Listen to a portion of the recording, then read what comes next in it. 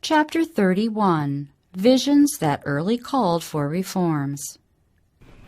Attention called to tobacco, tea, and coffee in 1848 and 1851.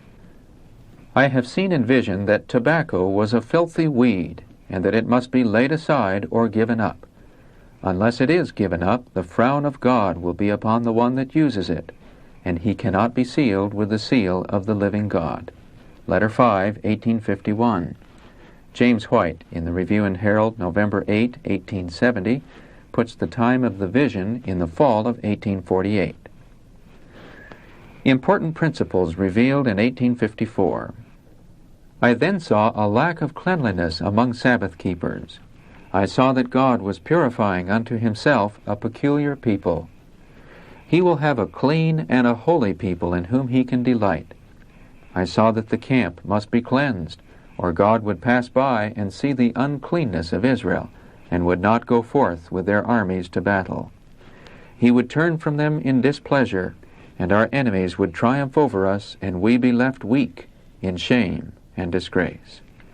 I saw that God would not acknowledge an untidy, unclean person as a Christian. His frown was upon such.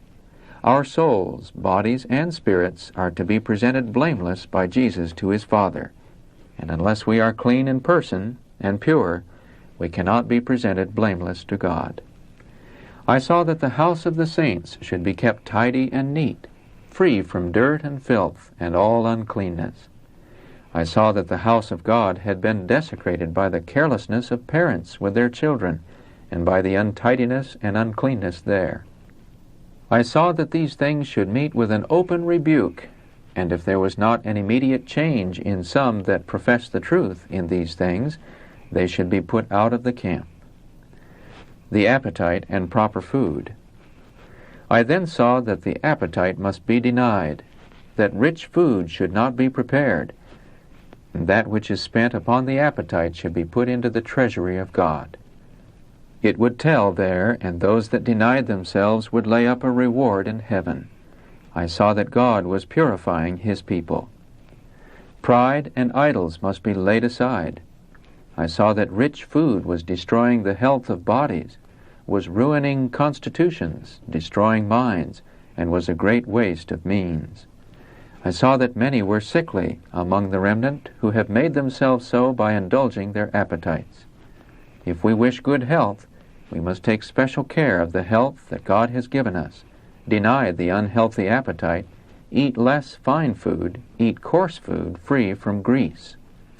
Note, careful examination and comparison of her writings seems to indicate that by grease she meant animal fat such as lard and suet. See Counsels on Diet and Foods, pages 353 to 355. Then, as you sit at the table to eat, you can from the heart ask God's blessing upon the food, and can derive strength from coarse, wholesome food. God will be pleased to graciously bless it, and it will be a benefit to the receiver. I saw that we should pray as Solomon did, "Feed me with food convenient for me," Proverbs 30:8. And as we make the prayer, act it out. Get food that is plain and that is essential to health, free from grease. Such food will be convenient for us. There are some Sabbath keepers who make a god of their bellies.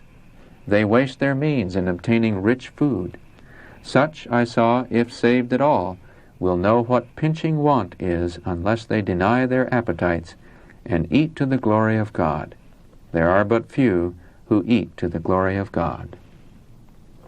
How can those who have cake and pie crust filled with grease ask God's blessing upon it, and then eat with an eye single to God's glory? We are commanded to do all to the glory of God. We must eat and drink to his glory. Manuscript 3, 1854.